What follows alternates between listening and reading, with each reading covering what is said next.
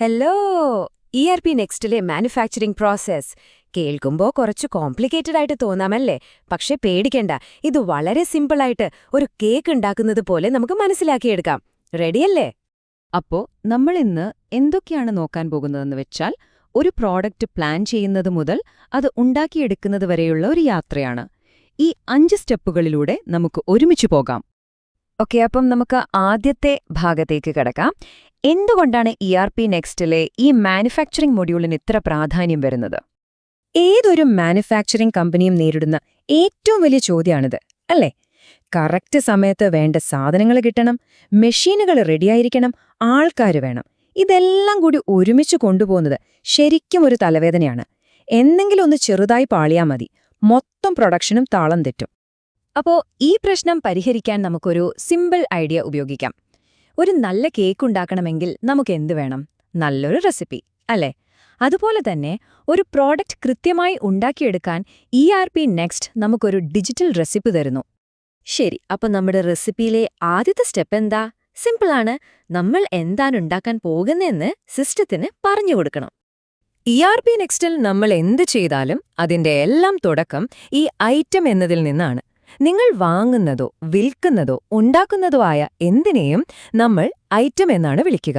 അതൊരു അസംസ്കൃത വസ്തു ആവാം, അല്ലെങ്കിൽ ഫിനിഷ്ഡ് പ്രോഡക്റ്റ് ആകാം.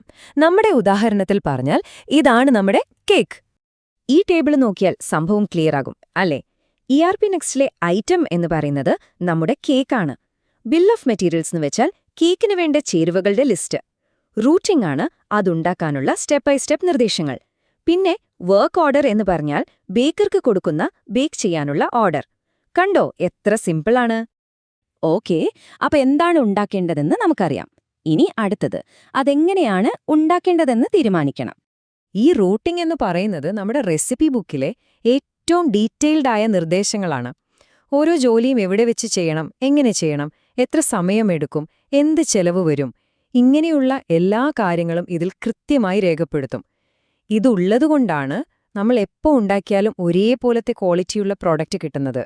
ഒരു റൂട്ടിംഗ് സെറ്റ് ചെയ്യുന്നത് ഈ 3 സിമ്പിൾ സ്റ്റെപ്പുകളിലൂടെയാണ്. ആദ്യം എന്ത് ജോലിയാണ് ചെയ്യേണ്ടതെന്ന് തിരഞ്ഞെടുക്കുക. പിന്നെ അത് എവിടെ വെച്ചാണ് ചെയ്യേണ്ടതെന്ന് തീരുമാനിക്കുക, അതായത് വർക്ക് സ്റ്റേഷൻ. അവസാനം അതിനെത്ര സമയം വേണം, എന്ത് ചെലവ് വരും എന്നും കൂടി കൊടുത്താൽ കഴിഞ്ഞു. അത്രയുള്ളൂ. ഇതുവരെ നമ്മൾ പ്ലാനിങ്ങിനെ പറ്റിയാണ് സംസാരിച്ചത്. ഇനിയിപ്പോ ആക്ഷനിലേക്ക് കടക്കാൻ സമയമായി. ഉൽപാദനം തുടങ്ങാനുള്ള ആ പച്ചക്കൊടി കാണിക്കുന്ന ഡോക്യുമെന്റ്, അതിലേക്ക് പോകാം. ഓർമ്മയുണ്ടല്ലോ അല്ലേ? ഐറ്റം എന്ന് വെച്ചാൽ നമ്മൾ എന്ത് പ്രോഡക്റ്റാണ് ഉണ്ടാക്കാൻ പോകുന്നത് എന്നുള്ളതാണ്. അതുപോലെ റൂട്ടിംഗ് എന്ന് പറയുന്നത് അത് എങ്ങനെ ഉണ്ടാക്കണം എന്നതിന്റെ ബ്ലൂ പ്രിന്റും. അപ്പോ എന്താണ് ഈ വർക്ക് ഓർഡർ? ഇത് നമ്മൾ നേരത്തെ പറഞ്ഞ എന്ത്, എങ്ങനെ എന്നിവയെ ഒരുമിപ്പിക്കുന്ന ഒരു ഓർഡറാണ്. പ്രൊഡക്ഷൻ ടീമിനുള്ള ഒരു സിഗ്നലാണ്. ഓക്കെ ഗൈസ്, പണി തുടങ്ങിക്കോളൂ എന്ന് പറയുന്ന ഒരു ഒഫീഷ്യൽ ഡോക്യുമെന്റ്. ഇതൊന്ന് നോക്കിക്കേ. ഒരു വർക്ക് ഓർഡറിൽ എന്തൊക്കെ വിവരങ്ങൾ ഒന്നിച്ചു വരുന്നുണ്ടെന്ന് കണ്ടോ?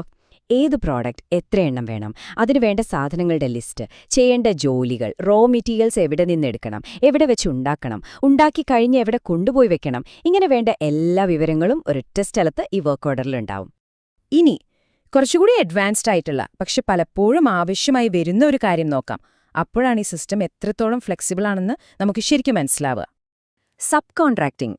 സിമ്പിളായി പറഞ്ഞാൽ നമ്മുടെ പ്രൊഡക്ഷനിലെ ഏതെങ്കിലും ഒരു പണി പുറത്തുള്ള വേറൊരു കമ്പനിയെ ഏൽപ്പിക്കുക. നമ്മുടെ കേക്കിന്റെ ഉദാഹരണം തന്നെ എടുക്കാം.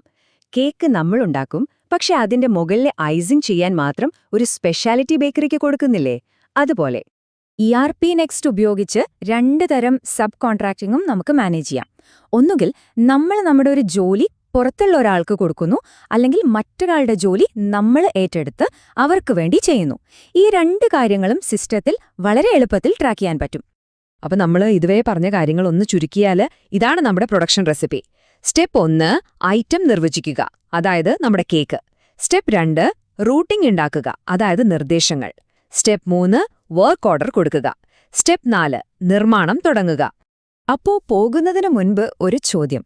നിങ്ങളുടെ കമ്പനിയിലെ പ്രൊഡക്ഷൻ പ്രോസസ് നമ്മളിപ്പോൾ സംസാരിച്ച ഈ റെസിപ്പി പോലെ ഇത്ര ക്ലിയർ ആണോ? ഒന്ന് ആലോചിച്ച് നോക്കൂ.